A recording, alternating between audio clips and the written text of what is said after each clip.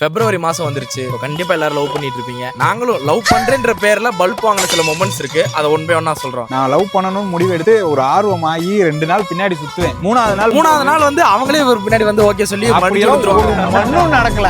Love பண்ற ஸ்டேஜுக்கு போயிட்டே அப்படின்னாலே அந்த பிள்ளை வேற யாராவது லவ் பண்ணி போயிரும். இல்ல அந்த பிள்ளை வீட்டுல கல்யாணமே முடிச்சு வச்சிருவாங்க. அது அடுத்த ஸ்டெப் போகாது. போனாதான் கல்யாணம் போயிடுறாங்க. உங்களுக்கு யாருக்காச்சும் கல்யாணம் ஆகணும்னு நினைச்சீங்கன்னா பாரதி ப்ரோ கான்டாக்ட் பண்ணுங்க. நான் வந்து ஒரு பொண்ணு மேல கிரஷ்ல இருந்தேன். வந்து லைட்டா பயம். எங்க அப்பா வந்து போலீஸ், டியூஷன் வாத்தியார் ரொம்ப ஸ்ட்ரிக்ட். அந்த பிள்ளை போறப்ப நம்ம பேர் சொல்லியே கத்திட்டு இருப்பாங்க. என்கிட்ட இப்படி நியூஸ் ஸ்ப்ரெட் ஆக ஆரம்பிச்சிருச்சு. எனக்கு ஒரு பயம். அங்கிட்டு ஸ்கூல்ல படிக்கிற பொண்ணு ஒரு பொண்ணு வந்து என் கூட டியூஷன்லயும் படிக்குது. அந்த பிள்ளை எப்படிப்பட்ட கேரக்டர்னா வாத்தியாரோட பை மாமா. ஸ்கூல்ல வந்து என்கிட்ட கேக்குது பிள்ளைய லவ் பண்ற இடம். அந்த பிள்ளை பேர் வந்து பாத்தீங்கன்னா ரம்யா.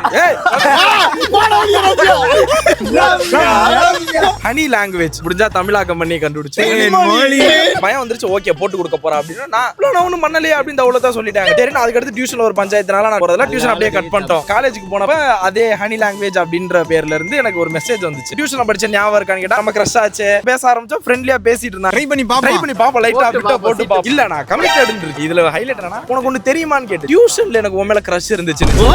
என்னது டியூஷன்லயா? அதனாலதான் ஸ்கூல்ல படிக்கிற ஃப்ரெண்ட் விட்டு நான் கேட்க விட்டேன் அப்படின்னு. நீ நேரா வந்து அவளை விட்டு கேட்க விட்டேன் கேட்டா நான் வாத்தியார் நினைச்சு இல்லன்ட்டு. இந்த பிள்ளை என்ன சொல்லிருக்கு, உன்னை லவ் பண்ணலையாண்டி அப்படின்னு சொன்ன உடனே இங்கே நாமத்தை போட்டா. ஒரு ட்ரைனிங் டீச்சர் வந்து பிடிச்சிருந்துச்சு. அவங்களோட அட்டெண்டன்ஸ் இதெல்லாம் எடுத்துட்டு வருவாங்க. பிப்ரவரி 14 கிட்ட வரும்போது லவ் லெட்டர் நிறைய கிரீட்டிங் எல்லாம் வாங்கி எழுதி உள்ள வச்சுட்டேன். பிடி சார் இந்த ஆள் வேற ட்ரைனிங் டீச்சரை பாத்துக்கிட்டு இருக்கு எழுதி வச்சுட்டு எனக்கு இவன் வரவும் பயமாயிருச்சு. மறுபடியும் எடுத்துடலாமா, உள்ள இருக்கு நாங்க கொண்டு போய் கொடுக்குறோம்னு சொல்றோம். இவன் வந்துட்டு இல்ல நான் அங்கதான் போறேன், நான் எடுத்துட்டு போய் கொடுத்தேன். எனக்கு அல்ல ஐயோ அவன் வாத்தியார் பார்த்தா அடி பொளந்துருவேன். சனி ஞாயிறு வேற. சனி ஞாயிறு முடிச்சு திங்கள் செவ்வாய் நான் போல. எனக்கு பயம். 2 நாள் கழிச்சு இவங்கிட்ட கேட்டு 1 வாடா அப்படின்னா அவங்க 2 நாள் லீவு. வாத்தியாரும் டீச்சரும் லீவு. வெள்ளிக்கிழமை வர்றாங்க பார்த்தா இவங்க 2 பேரும் கல்யாணம் பண்ணிட்டாங்க.